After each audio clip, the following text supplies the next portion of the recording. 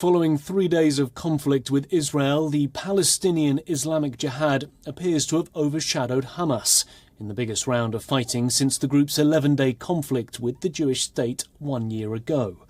But what does it mean for Hamas and for Israel? Well, our correspondent Jodie Cohen explains in this report. Hamas's charter calls for Israel to be wiped off the map. Islamic Jihad have the same goals. Yet Hamas, which has ruled Gaza following Israel's withdrawal in 2005, didn't join in the fighting.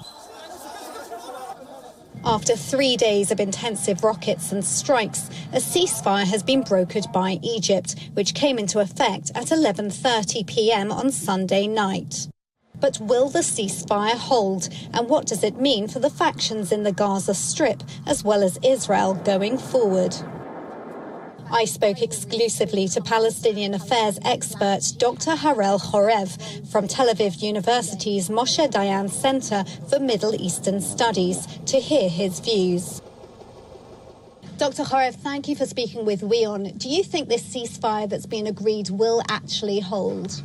Well, in the case of the Islamic Jihad, I'm not sure, because it's a very radical organization, usually very independent as well, receiving his order from Iran, directly from Iran, and funded by it. However, I think in the certain constraints that it has in the Gaza Strip, where Hamas is not happy at all with what happened, and we have many evidence to that, I think that there are good chances that it will hold. I asked Dr. Horev if having to deal with more groups set on its destruction makes the situation more difficult for Israel, or if the rivalry between the groups is actually an advantage for Israel. It certainly makes the things much more complex. Israel would prefer, surely, to deal with only one power center that controls all factions in the arena. And this case forces Israel to avoid targeting, for example, or hitting by mistake Hamas targets, civilians, as always. And in this case, you need to be very surgical. So it's indeed much more complex from an Israeli point of view and less desirable.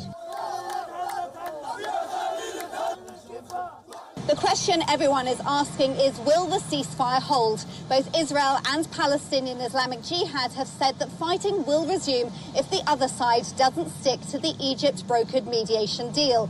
The problem is this includes a vague agreement for Egypt to promise to try to free Islamic Jihad members arrested by Israel, including potentially its West Bank leader, Bassam al-Sadi, which won't be easy. Iran, which funds and directs Islamic Jihad, which is recognised as a terror group by Israel, the US and EU, may want Islamic Jihad to continue, although Hamas, which now rules Gaza after Israel left in 2005, may want calm to enable its people to return to normal working life. It remains to be seen if the fragile ceasefire will hold. This is Jodie Cohen for WION World as One.